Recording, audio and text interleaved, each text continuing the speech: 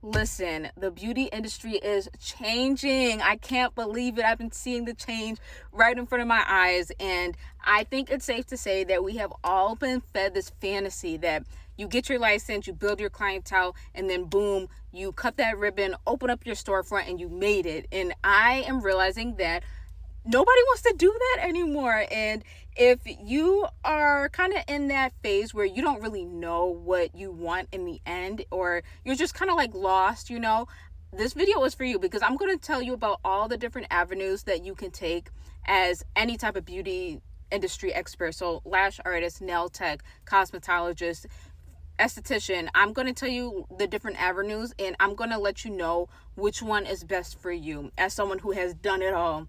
So I'm going to start off with the lowest and then work our way up. So the lowest tier is working from home.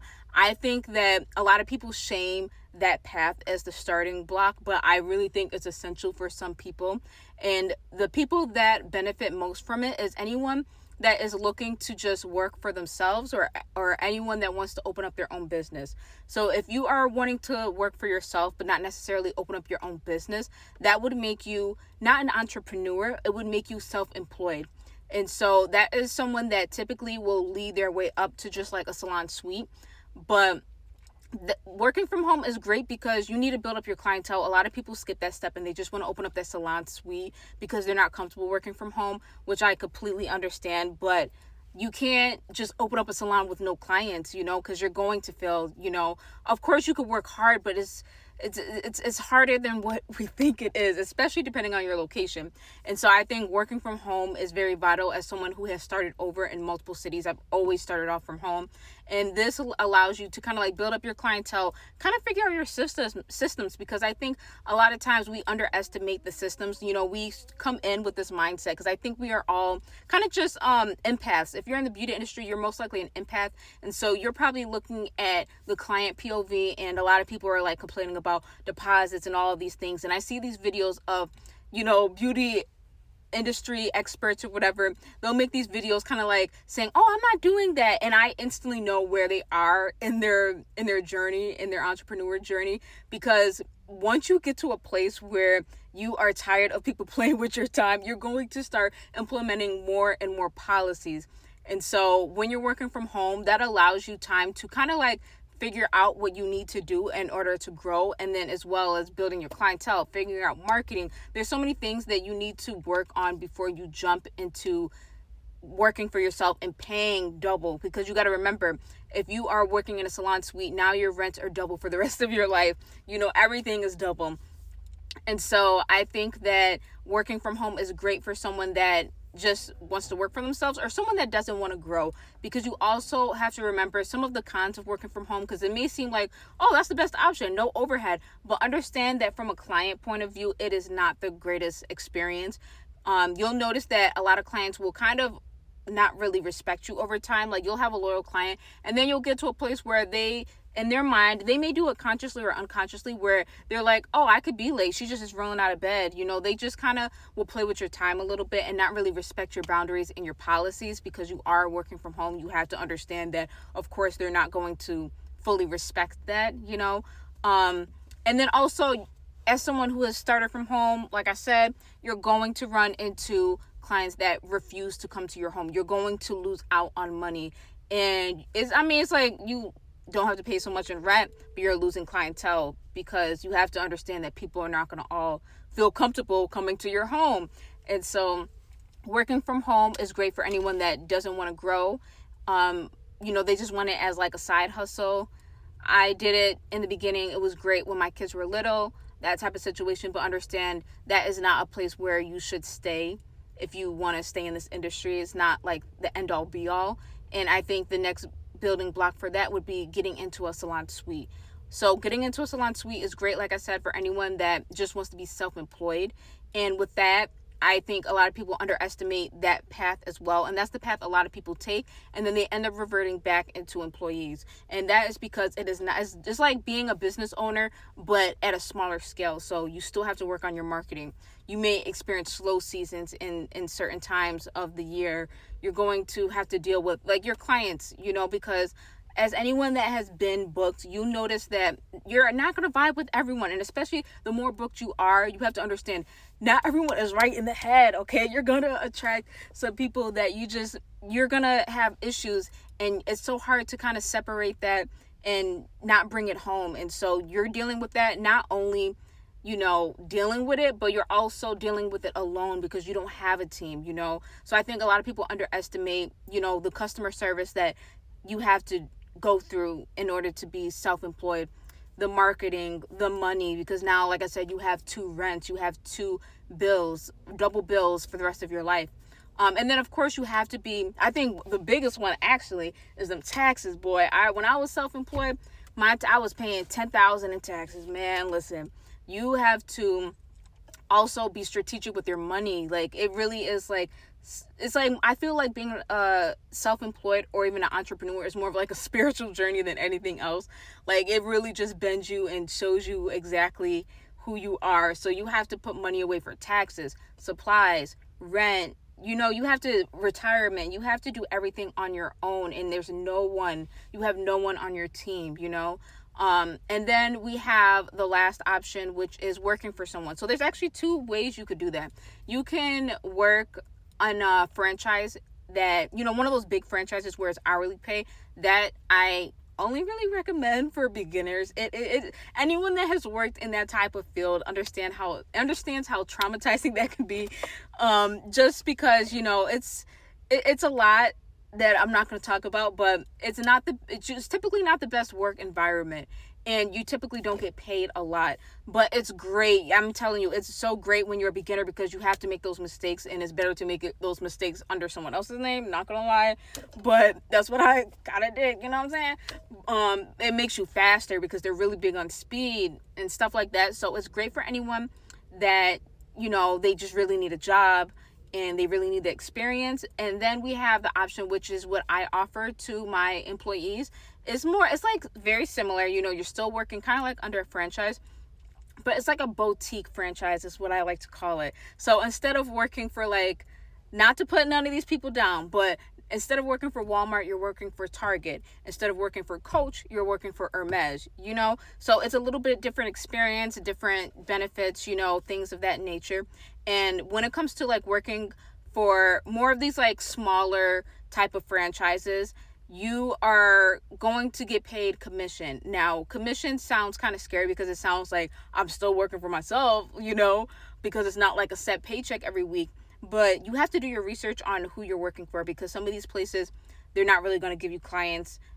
I'm giving my girls clients. They barely bring in clients compared to the volume that I'm bringing in. So you want to find a place that has a really good marketing team or person that's, make sure they're bringing the clients for you.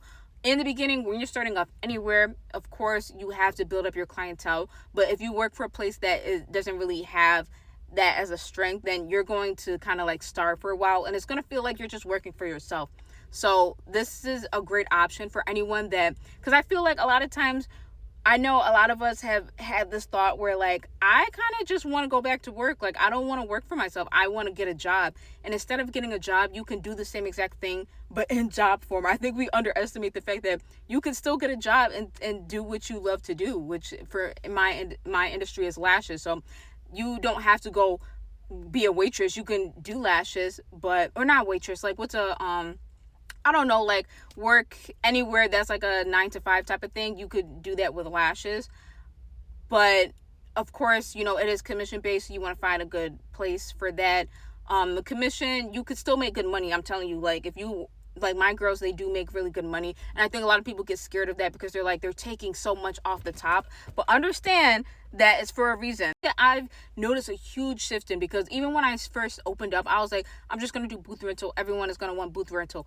Everyone did not want booth rental. Literally, I had over 100 applications and they all wanted to be employees.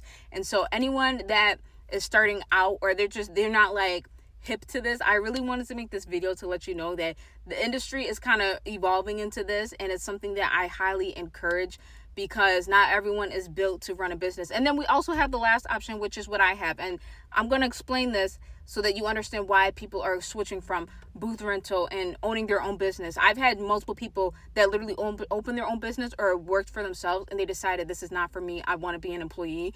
And it sounds like it's a demotion. Like, it sounds like you're going backwards, but there's so many benefits to it. And so I want to talk about the cons of kind of owning your business, so you kind of understand why it's so beneficial to work for someone else. So when you have your own business, I think a lot of us come in understanding that it's going to require a lot of work, but every single one of us always underestimates the amount of work that it takes. So imagine you, like I said, all the negatives that comes with just like being like a self-employed salon suite type of owner. Those people, they're dealing with the customer service. Now, you're going to deal with customer service times the amount of employees that you have. So that could be overwhelming for people that kind of, like I said, bring their work home. You got to learn how to just brush it off. And when it comes to the systems, remember, when you're working from home, you're building up those systems. But sometimes you're going to have to do a little more with your systems. Like the systems, there's so much that I have to do when it comes to employees, because not only do I have to have policies for my clients, I also have to have policies for my employees. So it's like all of the behind the scenes type of stuff. And then you have to remember supplies. So for me, I like to provide snacks. I'm not providing snacks for just all my clients. I'm providing snacks for everyone's clients and my employees. That's a generous thing. You don't have to do that, but you have to typically, it depends. But I like to give like lash trays and glue and stuff like that. So I'm not just supplying that for myself. I'm doing that times the amount of employees that I have. And then I think a big thing is people underestimate the amount of money that they actually take home. So typically, most salons, they're only giving their artists like 50% and up. Sometimes, most of the times it's like 40%. But I give my clients, my employees 50%. And when I started off, I was like, okay, I should be able to make like 50%. I should be able to make half of what they make. And that is so far from the truth. I make only a small portion, okay? Because you have to remember, I have double rents, double bills, just like someone that's self-employed, but also their employees. So I'm paying like 10% in taxes. So even though they're getting 50%, once I give them their paycheck, I'm only making 40%. Now we have a certain percentage, depending if you got to do your research, because there's only so much money you're supposed to be spending on certain categories. So like rent, I spent about like 10% of what I make goes to rent. So that's 70%. Now I'm only at 30%. That's not the supplies. My supplies aren't that high. It's at like 5%. I'm at 25%. And that's not including like other things. Like if I don't pay for marketing, thank God. But sometimes I do. If I want to hire new people, I get on Indeed and I pay for that. So there's like, that's not including so many things. And I'm already at only making 25% per artist. So I think that a lot of us underestimate how much money you actually make as a salon owner. And I think that is one of the biggest reasons, despite, like, imagine all of that, the financial pressure, plus having to deal with difficult clients, plus having to learn how to create your policies and your systems in place, for having trainings, making sure like you got to deal with the employees. Like I've had some crazy employees and I've only been in business less than a year. So you have to deal with all of that.